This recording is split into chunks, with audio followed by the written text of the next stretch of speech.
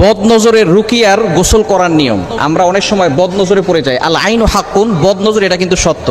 যদি কারো বদনজর লেগে যায় আপনি কিভাবে বুঝবেন এবং কিভাবে এর থেকে বাঁচবেন আজকে প্র্যাকটিক্যালি আপনাদেরকে জানিয়ে দিব এবং আমলগুলো শিখিয়ে দিব।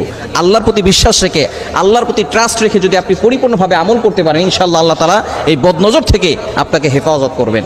অনেক সময় দেখা যাচ্ছে সুস্থ মানুষ অসুস্থ হয়ে গেছে।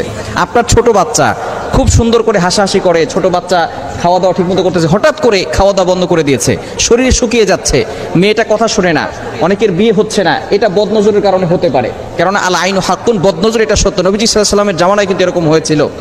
এক সাহাবী গোসল করতেছিলেন, হঠাৎ করে তার পাশ দিয়ে আরেকজন সাহাবী যাচ্ছিলেন, সেই সময় তিনি শুধু তার দিকে তাকিয়েছেন, সাথে সাথে সে বেহুশ হয়ে পড়ে গিয়েছে। এরকম ঘটনা ঘটেছে। নবীজি সাল্লাল্লাহু আলাইহি ওয়াসাল্লাম জানিয়ে দিয়েছেন আল আইনু হাক্কুন, বদনজর এটা সত্য।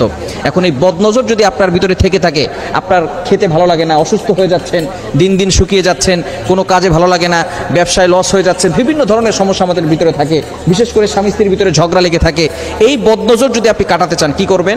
আপনি প্রথমে একটা বালতি অথবা একটা পাত্র নেবেন, অথবা গামলা হলেও হয়, সেখানে আপনি পানি নিয়ে, পবিত্র পানি নেবেন, আপনি নিজে অজু করে নেবেন। অজু করে আপনি 2 হাত সেই পাত্রের ভিতরে রাখবেন, পানির ভিতরে রাখবেন। রাখার পরে আপনি 7 বার দুরূদ শরীফ পড়বেন, যে কোনো দুরূদ পড়লে হবে, তবে দুরূদ ইব্রাহিমটা পড়বেন, যেটা আমরা নামাজের ভিতরে পড়ি, এটা 7 বার পড়বেন।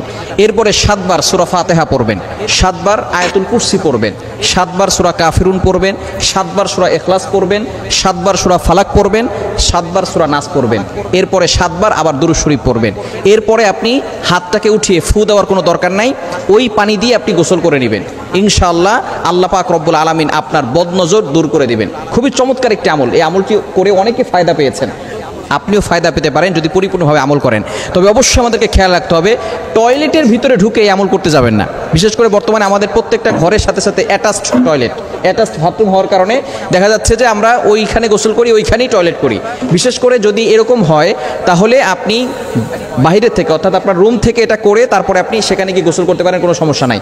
এই পানি দিয়ে গোসল করার পরে অন্য পানি দিয়েও আপনি গোসল করতে পারেন, কোনো সমস্যা হবে না। এভাবে যদি আপনি আমল করতে পারেন, অবশ্যই আপনি আল্লাহর পক্ষ থেকে উপকার পাবেন এবং কোরআনের যে একটা মুজিজা আছে, কোরআনের যে পাওয়ার আছে, এটা আপনি সচক্ষে দেখতে পারবেন যে আল্লাহ পাক রব্বুল আলামিন আপনাকে সকল ধরনের বদনজর থেকে হেফাজত করবেন। আর আয়াতুল কুরসি, চারকুল, এগুলো 5 ওয়াক্ত নামাজের পরে আপনি পড়বেন, তাহলে কেউ ব্ল্যাক ম্যাজিক করে, জাদুটোনা করে আপনাকে কোনো ক্ষতি করতে পারবেন। অনেক সময় দেখবেন এই যে নামাজের পরে আপনি যদি আয়াতুল কুরসি না পড়েন, তাহলে কিন্তু আপনি বিপদে পড়ে যেতে পারেন। কারণ আয়াতুল কুরসি হচ্ছে জিন বলেন, ব্ল্যাক ম্যাজিক বলেন, কুফরি কালাম বলেন, সবকিছুর বড় মহা ওষুধ। সূরা বাকারার 255 নম্বর আয়াত, 3 নম্বর পারার 1 নম্বর পৃষ্ঠার 8, 9, 10, 11, 12, 13 নম্বর লাইনগুলোতে রয়েছে।